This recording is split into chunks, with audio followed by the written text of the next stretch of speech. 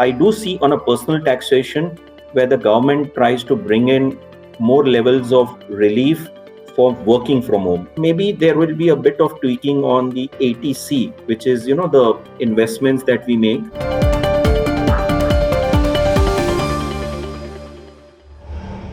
Hello everyone, you're with Business Insider. I'm Sriram Iyer and you're watching our special series Budget Insider. And today we are going to talk about the most important thing, the one thing that everyone cares about in the budget, tax, income tax, corporate tax, minimum alternate tax, customs duties. And this time there is also a fear that there might be a COVID cess. So let's jump straight into it, where please join me in welcoming Hemal Zobalia and Abraham Kuruvilla. Tax experts from Deloitte. Hemal will talk to us about what to expect on account of direct taxes, which means income tax slabs, corporate tax, and all of those things.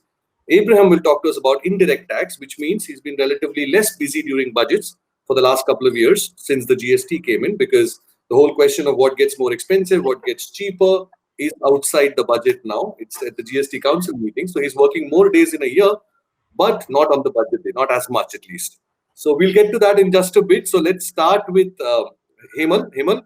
Yes. To both of you gentlemen, let's first start with, let's list out the headlines, right? What are we expecting from the budget? And then sort of go deep into it, like a 30-second, 1-minute list of these are the top changes that are most probably going to happen. These are little less likely. These are ruled out. So Right. what's your list, Hemal? Yeah, let me start off. One is, interestingly, Sriram, we did do a pre-budget survey with our clients. And what was interesting is that almost 70% of the people that we surveyed actually said that they think that the economic revive is happening. India has probably handled it well, and in terms of the COVID. And we would expect, more than 50% said they would expect some more incentives. The other headline message, Sriram, is that we also raised, how do you think about the Atmanirbhar policy of the government? And astounding 60% said that they welcomed it and they did see as being helpful. Why I mention this, Sriram, is a lot of times, a lot of these schemes are announced. And by the time at the ground level, do the industry feel that it is benefiting? I would say yes, and I'm sure Abraham will speak a bit on the PLI initiative also, which has helped people. So overall, I see that the mood is positive, and it seems that we never get satisfied. So our expectation is that yes, this budget kind of helps in more. We know that it's going to be a budget like never before. Okay. So let's see. What Right. is the like never before budget? Like I said, what are the things that are definitely going to happen?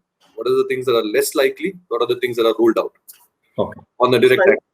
Yeah, on the direct tax side, I would say that what's likely to happen, okay, is that we do see there being a greater push for manufacturing in India, because that's one of the key incentives. So we do happen, and if you ask me specifically, if you see the last time budget, they had announced 15% reduced rate. I think probably this time round there will be a greater focus on manufacturing, where the R&D incentives, we have realized the importance of R&D during this COVID times, where India has been the pharma hub for the entire world. But I feel earlier on, Sriram, there was a concept of weighted deduction, that if you spend 100, you get 150, you get 200. That had been slowly phased out. Probably the Indian industry needs, in order to focus more on manufacturing, your ability to spend more on it. Okay, so I think that's something on the cards. The other is anything to do with more employment related measures. Now, again, how one can do it is, there was been a provision which says that if you employ more people than what you had employed last year, then you get a additional tax benefit. So if you spend 100, you actually get 90% more. So it was a very attractive. But the threshold for that was kept very low, i.e., only people who are employed having monthly salary less than 25,000. Now, the more people we spoke to, they say, Hemal, we do employ more and more people. But unfortunately, if you look at any urban standard, the salary levels are higher, and therefore can that threshold be taken out? So that's again and thing that it has been factored, it has been highlighted. And third, I'll limit it to the three, Sriram, in terms of the third one that I feel that is likely to be is on the arbitration or on dispute resolution. I think government does realize there's a lot of money that is locked in litigation. They have tried. It's not something that is not tried. We had something called a dispute resolution panel earlier, but on that, the panel members were basically revenue commissioners. So it ended up being decided more in a favor of the revenue, and there was this apprehension by the taxpayers whether whether it will give a fair judgment. The idea is, can you have an arbitration like panel where there is somebody from the revenue, but there is equally somebody who is a neutral person, and therefore you are expected to get more justice or quick, speedy justice. What it will do is it will help us save time on litigation, both for the taxpayer as well as the government. More importantly, a lot of revenues which would come at a later date. If you sit down and get a arbitration, say in favor of one party or the other, your revenues could actually come. So it would benefit for the government also. So I feel from a headline message, this could be the three areas that are likely to have some So I'm changes. going to summarize it. The first one is if you employ more people, you get a tax break. You get a rebate on that. You get 90% of that money back. That is an existing scheme on which, if you increase the salary limit that is available, that is applicable for such a rebate, that would be nice to boost employment. That's one. Absolutely. Number two is sort of refurbish the way the panels are formed for dispute resolution and arbitration, and allow for outsiders, non-tax officials to be part of it, so that there is a greater sort of understanding of the issue, and maybe some more cases will go in the favor of the taxpayer. What is the third one? The third one was I mentioned is in order to boost more manufacturing, the R&D incentives. Yeah. So can you go back and promote more R&D incentives? Back the R&D rebates that were given earlier, and let's get it back. These are three from a corporate side. So let's talk about the individuals. So income tax slabs rejig, are you expecting? Not material, frankly. While that's something on the cards, I know you mentioned about the COVID tax also, which is being talked about being imposed on. While yes, we do hear about it, but to my mind, it's not advisable to introduce, because history has shown that whenever you keep on increasing the taxes, that does lead to people looking at loopholes and trying to evade it. If the tax rates are moderate, and if you frankly look, the population that files income tax return is less than 5%. On that, people who will be actually in that high category is fairly less.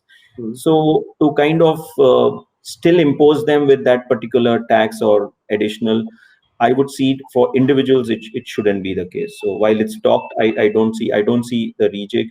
Yes, I do see on a personal taxation where the government tries to bring in more levels of relief for working from home. What we have seen right now is that there is a tangible shift which is beneficial to the employer as well as employee, that you work from home. Earlier, Sriram, you had the concepts of if I travel from work home to work and why there was an allowance, conveyance allowance. Now people don't travel. The question is, now you'll be at home. Currently, a lot of these you do get reimbursement for, let's say, the internet charges, or let's say you bought a workstation or a chair. But I feel there should be some added incentive, because at the end of the day, you're using your home, which depreciates, right? You're using power at home, which also it's difficult to get a reimbursement of that. So I feel that either they come out with a specific. All the chai that I have in my office are now. True. So either you work out where there is a specific, a kind of people who are working from home, a specific deduction around that, or you tweak the standard deduction to bring that benefit in. So I think that's something, but my gut feeling is that it doesn't make beyond a little tweaking of slabs here, which which to my mind is more optical than really shifting the revenues one way or the other. And maybe there will be a bit of tweaking on the ATC, which is the investments that we make in order to push more investments in desired certain sectors. So we may see some tweaking in that ATC section. But that would be my take, Sriram, on the personal taxation. So income tax slabs themselves may not change. You might get more standard deduction, which is right now at 50,000, if I'm correct. So that may be increased so that people who are working from home and have lost out on the conveyance reimbursements, which was which used to reduce the taxable income part, and then you have of ATC, course the 1 lakh limit in ATC, 1.5 lakh. Sorry, the ATC one. That limit is something that might undergo a change. Yeah, and so we will come back to home loans and interest on home loans and all of those things in just a bit, because Abraham has been sitting very patiently, like on every budget day. Saying, okay, there's nothing in here for me. But for you, it's a lot more tricky, Abraham, right? I mean, so many things are now between the lines more than explicitly said, like in the direct taxes. So, for example, so what are the top 3 things that you are watching out for from the indirect tax point? So one, let's say customs duties on, and especially as part of the Atmanirbhar Bharat program, we have seen some tweaks here and there. What more can we see, and who will it directly impact? So let's identify the measure and the target. Sure, Sriram, and you're absolutely right. I think for me as an indirect tax practitioner, the budget exercise has really changed from pre-GST, post-GST. Once GST has come in, with the whole GST Council process that's in place, and it's become a lot more dynamic. So you mentioned earlier, I'm a little quieter on budget day, but busier through the year. I mean, that's exactly a great way to put it. And I find now, the themes that I would look out for are very sort of similar and connected to a lot of the points that that Hemal mentioned. Because I think even on the direct tax side, I mean, the way that I look at tax as part of the budget process now is not so much about, okay, I'm going to change this rate, or I'm going to create this one exemption, or I'm going to tweak, a particular notification. I think it's more thematic. So when I think about answering your question, I don't think about, okay, this is a particular product that, I expect to get an exemption, a customs duty exemption. I put it into 3 buckets, right? And this kind of ties back to how I've tried to sort of assimilate the budgets over the last 2-3 years once GST has come in, which was really to sort of spin a tail, right? So if I saw a certain amount of money opening up because of a tweak on a personal income tax rate, right? So people had a little bit more money in their pockets. I'd look at the indirect tax side, and there may have been a tweak on a particular customs duty rate, which would affect the price of flat screen TVs. Or there would have been a reduction in a particular rate of tax, which has made footwear or slightly more affordable garments, cheaper. And then automatically you connect the dots. Okay, I've got more money in my pocket. I'm going to go buy a TV. I'm going to buy some clothes. But when I think about this this budget, Sriram, I'm thinking more in terms of, okay, there has been a journey which has started, not necessarily in the last 10-12 months, with COVID, but make in India, trying to broaden our manufacturing and capacity, not just within India as a nation, but to contribute that to the global economy as well. So when I think about those 3 buckets, I think about incentivizing, right? And by incentivizing, I'm talking about things like PLI, where government has said, look, if you show interest, we will show interest, right? So you put money down, we'll put money in your pocket. And I think the approach there has been to say, we want to capture the value segment of that particular food chain. So they're looking at extending these schemes to finished goods, and not earlier in the supply chain or in the food chain of the production. I think that trend would continue. What I would look out for is any announcements which might indicate extending these incentives. What are the target sectors that are on the table? Like, for example, we know cars and air conditioners. A bunch of those products have already been given production-linked incentives. Which are the areas that are likely to be included, or at least being spoken about? So I think, I mean, it's difficult to pinpoint, exact products, Sriram, but, very clearly the focus is on consumer, right? To ensure that that benefit, is really passed on. And see, the other thing to bear in mind, Sriram, is the PLI scheme also has two types of audiences, right? So it's for export as well as for, domestic. So again, I think, mobile phones was a great example, which has, huge both export as well as, local consumption demands, helping to bring price points down towards those goods, to me is a no-brainer. They're already part of it. Yeah. Yeah. So, and then that are likely to be included. So again, Sriram, it's difficult to speculate right now. I think the government is also still looking at opportunity areas. See, the other point, Sriram, which I think we often very quickly forget is to put money in a pocket, there has to be money as well, right? So it's a balance between having. So I think one of the things that everybody's saying this time is don't worry about the money, borrow as much as you want. We are not looking at fiscal deficit. I think that seems to be the general consensus because Hemal, let me come to you because you spoke about trying to give some relief to corporates as well, like further beyond the tax cut that has already been announced. And I honestly, I think I would assume that a lot of people would argue that the benefit of the corporate tax cut and the benefit from the COVID have already trickled down and sort of piled up at the bottom line. Profits are spectacular. So essentially, any break should be on the demand side. Like a lot of our economists, a lot of market experts who've been on our Business Insider over the last 2 weeks have argued pretty much the same thing, that supply side is taken care of, companies are well off. Let us only now give the money to the consumer so that they have enough money because they don't have jobs or income. So let's try to create that. Right. Yeah, so I agree that frankly, the corporate, which was announced by FM in October 2020, I still remember, means it was as good as budget announcements when I think FM was in Goa and that announcements. I think to my mind, that was already what would have been ideally a budget changes, but that was the need of the hour and rightly done so. So as far as the corporate tax rates are concerned, you're absolutely right. There's possibly at current rate is 15% for manufacturing, which is actually at par with all the ASEAN countries, or in times it's lower because even if you add surcharge and all, it's effective around 17, and you wouldn't ask to lower it further. I think so. In terms of applicable only for manufacturing plants which can start manufacturing by 2023. It is applicable for new manufacturing outfits, and they need to start by 2023. That's you are right. Can you delay that date? Maybe that is a SOP.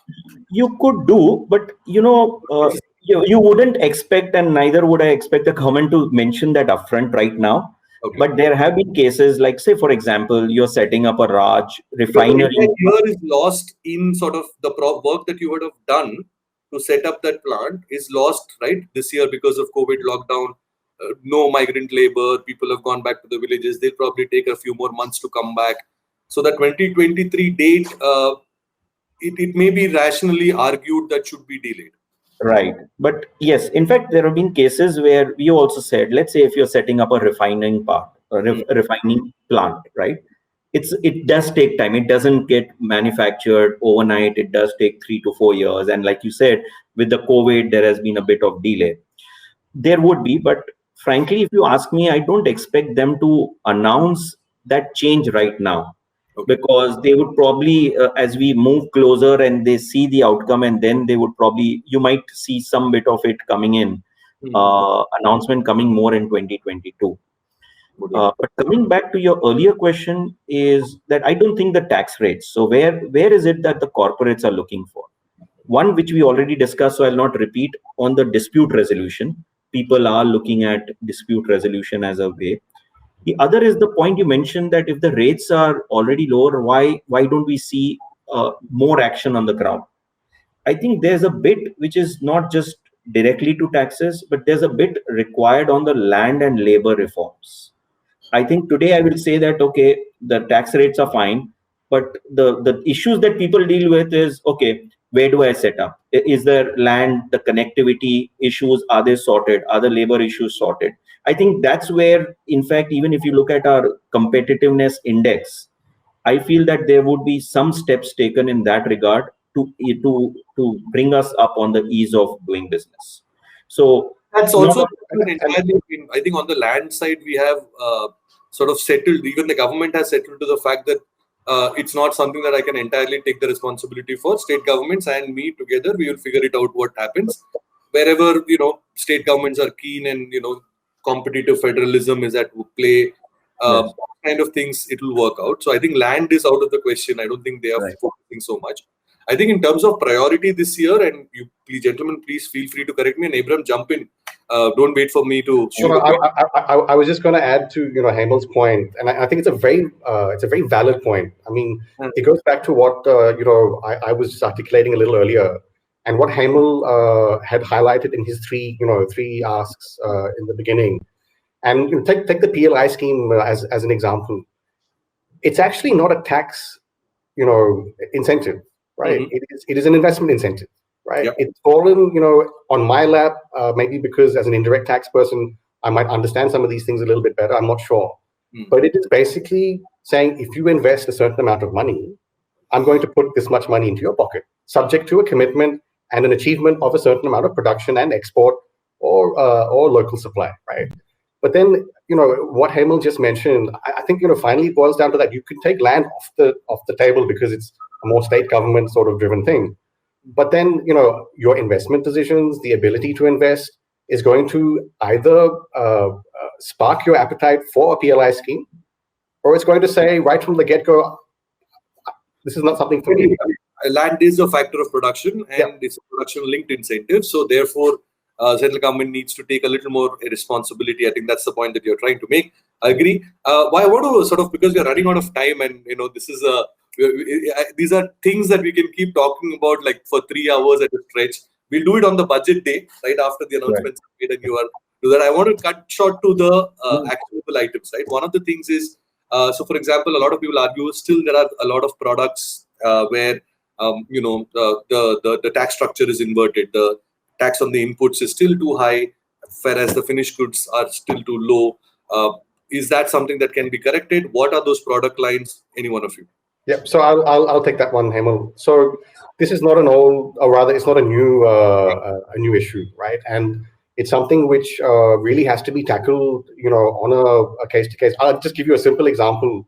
In the media industry or sector, where post GST there have been a lot of services which have now been made liable on a reverse charge basis, which means if I'm the consumer of those services, rather than having the supplier of the service charge me the GST, the liability is on me, right? And while I discharge a GST liability on a reverse charge basis, I pay cash to discharge it. I take the credit, and the credit sits in my in my P&L as a tax asset or as a credit. But the rate of tax on which I'm paying the reverse charge for a lot of the input services that I'm consuming is higher than my output GST charge, right? So I'm paying 18% on the reverse charge, but my output GST supply is at 12%. Making this conversation more relatable to those who are watching this, give us some example. Yeah. So, for example, the output which the media sector would often pay is on royalties, 12%, right? But there are certain charges by professionals who contribute to a production or to a particular cameraman, an editor, anyone, right? A journalist, if on contract. So that's 18%, right? So there's automatically a 6% lock of credit, which I can either use towards my output liability, or that I could potentially claim as a refund towards the inverted rate structure, right? Now, to answer your question or to articulate the point on what you'd asked, Sriram, the definition right now for what I can claim as a refund, right? When there is an inverted duty or an inverted rate structure under GST is currently limited to only inputs, right? So the input services on which I'm paying a reverse charge are excluded, right? So, when we think about, okay, how do you address that? Okay, that is probably something which is beyond just a budget exercise, because there was a very clear economic rationale for why they wanted to put this provision there in the first place, right? If I look at duty inversions, which again was something which was heavily prevalent in the electronic space, electronic goods, but over time has rationalized quite well. But if I just look at that as an example, right, I'm trying to remember 4 or 5 years I think it took to sort of consolidate and rationalize that. So would I expect the budget to sort of solve that problem? No. Okay. It's something which I think will continue another year, 2 years. It's something Maybe which the government just to sort of, if you can't correct the GST right now, maybe correct on the custom side and let GST play in its own time. It's the same story, Shriram. The thought process and the rationale remains the same. Okay. I can tell you that on the custom side, the incidence of duty inversion is much lower, and is much better. It's definitely present. But again, I wouldn't expect the budget to solve any of those ongoing duty inversion issues. Super. Hemal, one of the things that you pointed out, and I'm going to sort of use your first answer as the base for everything else, right? So employment generation being a great task at hand, right? And one of the, and I'm using sectors that this government loves. Tourism. Prime Minister loves to talk about tourism. And that has been one of the worst hit sectors as well from the pandemic. Although the latest data seems to suggest that there has been some recovery, but most people think that it's a flash in the pan. People are just frustrated and then they're going somewhere or the other. Eventually, they will realize they don't have the money to do it as much without the jobs, and unless the salary cuts are restored and all of those things. So tourism being one of those things, and maybe there are some sort of sections of people that we speak to are saying that the government should give an increased sort of a tax rebate on money spent on travel and tourism. So if I take a holiday, can I get a tax rebate? Can that be part of ATC, ATD, whatever? There is another section, do let me know. So is that possible? Is that advisable? It sounds like a great idea to me. How are we going to monitor it? I think that will be the challenge which you can answer that. So there are two parts, Shriram. One is, how do you boost tourism or travel related? The first part is, can I put more money in the hospitality owners or drivers or business companies? If you ask me that, it may not be in line with the government stated policy. What government is saying is, look here, we want to reduce sector oriented, because then if we do too much of it, the law becomes complex. And then you say it's a very complex law and we come out with a direct. So we will tax you. If we need to give you support, we'll give it through the relevant ministry. So there is a greater budget allocation and it will come back to you. Yes. Now let's come to the consumer side. Right? One could expect a tweak which is more to do with, typically you have this LTA, which is allowed twice in a block of 4 years. You could, means nobody is virtually traveled too much in this. You might see certain relaxation there, which promotes more and more domestic travel and allows you either in terms of a greater threshold in terms of that amount, or it would possibly see that instead of just twice in a block of 4 years or once in a block, you increase the number in that block, so that you could possibly and they would come back that if you avail it, say in the next 1 year, you would definitely get it. That additional increase will be only if you undertake that travel in next 6 months or 1 year. What it means is you can avail that additional provided you travel, will give them immediate boost. So that is something that I'm fine with, in favor of, because it would mean direct benefit and support to that. Again, that is on the, if you define it under LTA, then it go to the top 4%, 5% of the population, which probably is salaried. So how do we make it a little more wider by saying that, okay, give me your travel bills and take a tax exemption of, let's say, 1.5 lakhs a year for a family? Is that possible? I find it difficult, frankly, even to administer that. As I said, is it possible? So how do we make it wider? Like, for example, if you have GST bills, no, I think an ape can come in, but the more you try to do something, you will probably see a string of, if I may use, fake bills coming up just to get the benefit. Just to add to Hemal's point, I mean, what was the one biggest issue after GST, and it's ongoing, right? It's not that it's solved, but if the investigative or the fraud department of GST, the one issue that they're tracking or chasing is bad credit. And what's the trigger for bad credit? False bills. Right. So, I mean, I completely agree with Hemal's anxiety there, because I think the moment we open up that Pandora's box, as you know, both of you were talking, the first thing which Hemal actually mentioned, the first thing that struck my mind was how would we administer this? I mean, that was my question as well. Like, how do you monitor something like that? I think because some people are saying, maybe we should do that. The LTA, because I mean, we know how especially PSU employees love this whole LTA thing. It is used to the max, and it's used very wisely, very effectively. But of course, that is something that's a little. It reaches a small portion of the population, and we want a lot more people to travel and spend if tourism has to recover. Right. What else can we do to sort of? What are the other pain tricks? One thing, maybe let me jump on, because you did raise that point earlier on the home loans bit, Sriram, because that's something that does touch the common man, and usually people do look after.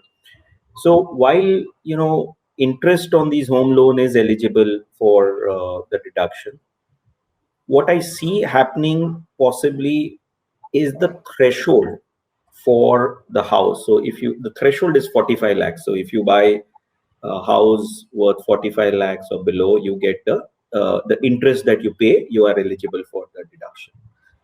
I believe that it's that limit of 45 lakhs needs to go up. And it would be, the increase could be different for different tiers of city. That's not a problem. But per se, it's quite low. And therefore, if you really want, and the real estate sector has been under due pressure because of variety of things. So I think only people in Bombay will say 45 lakhs is too less.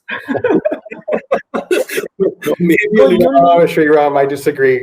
Yeah, I also only because in all other states, 45 lakhs is what you build like most other. To see people, Sriram, what is a big change? Like I have right now some of our team members who had come from Rajasthan, was sitting in Rajasthan working from there, right? And the moment you have a higher, so just to give you an example, the salary levels they would get is at par with anybody in Mumbai. They are staying there.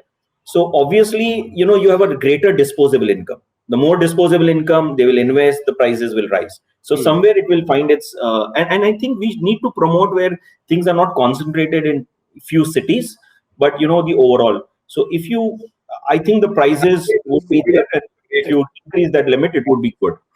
And just to add, sorry to interrupt, but just to add, if I link that to the indirect tax side as well, I mean, now people are, working from home much more extensively. I think the thought process to continue work from home maybe in a rotation or in a phased manner, I think will continue, especially amongst, service businesses. And therefore, we were talking about, 45 lakhs and raising that threshold. I think people now are saying to themselves, you know what, if I'm going to be sitting at home and working 3 of the 5 days of the week, why not have a slightly larger space? Why not have better infrastructure? So if I connect it to indirect taxes, then if there are, consumer goods which somebody who's now sitting at home and thinking, okay, how do I make my workspace better, right? And there are ways to reduce the tax burden, but then you'll drive the volume, right? So when I go back to something I said earlier about to give, you've got to have, right? If you can drive the volumes, you will have collections, you'll be able to extend the benefit. So, I mean, I would like to think that also may be something that we could see in the budget. I'm not sure whether we would actually see it. But I think the bottom line, Sriram, is, everything is connected now. I don't think you can have a conversation about direct taxes.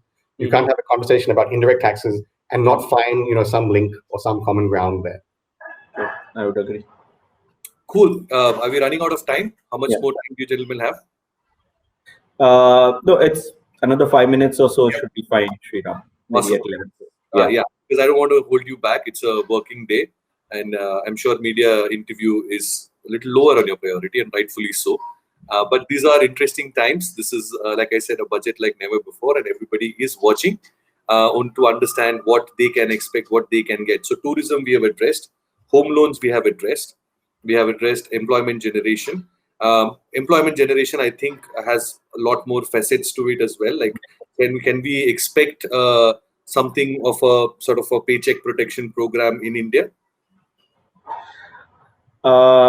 Difficult. My initial reaction would be difficult, because again, it could be slightly counterproductive also in terms of how you want to give leeway to people and go about it. So I think, but if you ask me, there could be a greater enhancement on skill development. I feel the government's objective of skilling, and either there was a provision called 35 CCD, which related that if you do on skill development, you get added weighted deduction, probably to enhance that, that particular provision in some form. Because if you see, it's not about formal education. If you ask me, Sriram, it's how do we empower our rural youth, and the way to do is whether if he understands how to repair a car or how to cook, or the women. I think that part needs probably a greater enhancement. Like, it's a policy in the right direction, but probably needs more thrust. We had Mahesh Vyas on Business Insider a few days ago. He was on another TV channel discussing this as a panelist. And this is the conversation that keeps coming up. There are very diverse views on how government should approach skill development. And most people seem to think the current structure is not working. And therefore, I think one of the good examples that came about is said that leave it to companies like an Urban Clap, right? That's a great example. Correct. Exactly. How they have managed to create a workforce that's partly independent, partly dependent on them, but at the same time they're learning new skills. Do you think the private sector can be incentivized to do this further? Yeah, and to some extent, yes. It's because if you see today, private sector is incentive. So because I think the whole idea to bring in CSR. Sorry, I'm diversing from tax, but I'm giving you a larger picture. What does CSR say? Okay, that you keep aside 2% of your profits.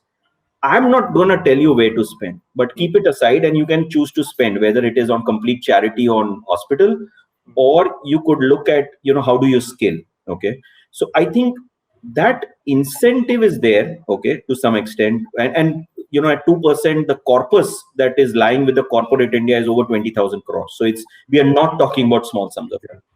But probably right now it's getting spread between doing education to complete charity versus focus on skill. So maybe they might need an allocation on skilling side. But I do see a lot of corporates, let's say for example, you would, if you are a consumer, you would probably get into skilling for women for cosmetic training, right? Or that kind. So while it doesn't benefit them directly, but I'm sure if somebody has been trained by somebody at, free of cost or at subsidized, they carry a good brand image of that particular company. So in that way, it does help. But I would say that, like I said earlier, I think it requires more thrust in terms of push to get that thing done. Okay, last question. We need to end this now. One of the big things that corporate India, or at least the rich of this country, are worried about is that COVID says. My point is, we had our finance minister burnt her fingers last time trying to tax the super rich. There was a bit of a bad experience because the way it was written, it looped in the foreign investors as well. Also, yes. Right.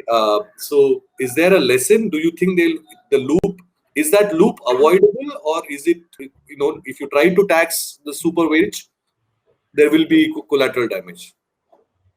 I gave my view earlier. I think I wouldn't be in favor of that. We looked at it last time.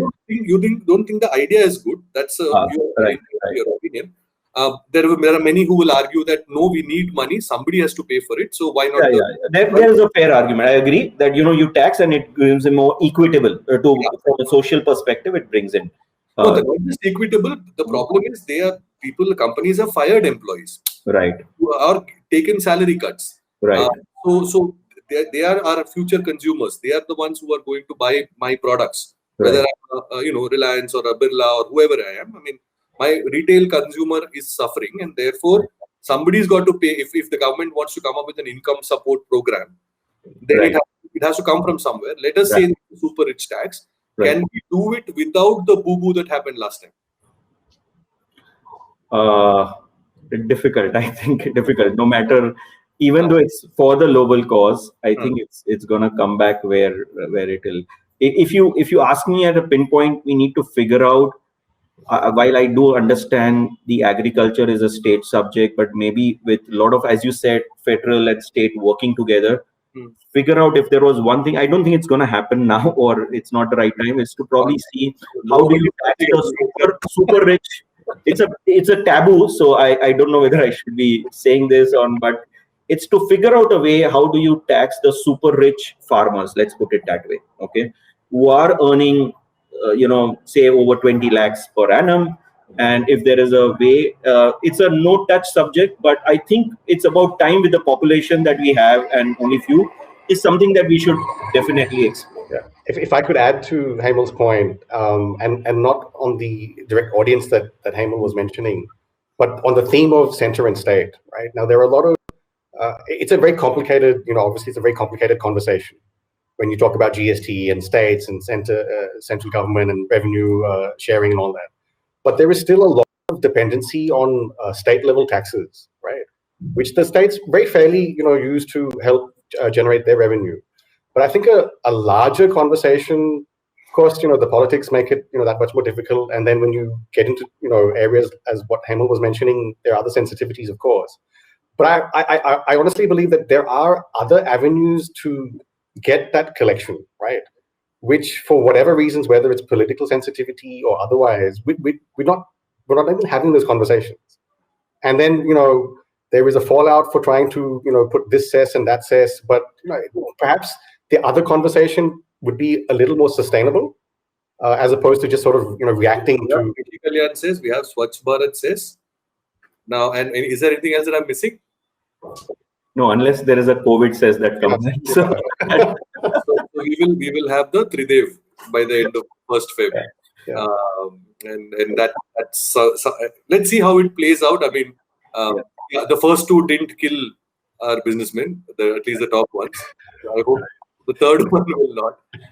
Obviously, this is a very difficult year, so I don't think there are very clear right answers to what our problems are. So thank you, gentlemen, for weighing in on some of the complicated questions around taxation. I just want to summarize quickly. No income tax change on the slabs. You might get a higher standard deduction because this part is the only thing people care about. I mean, for 99% of our population. And of course, you might see a COVID cess, if at all. And that will be for the people who are earning a substantial amount of money, if it might. Of course, Hemal is not in favor of it. Both Hemal and Abraham are not in favor of it. There might be others who might argue otherwise. But for now, we will take these little insights, process. In fact, actually, one thing, if there is a standard deduction change or whatever, I mean, we have a new scheme as well, right? New tax slabs in the sense that if you don't take exemptions, then these are your rates.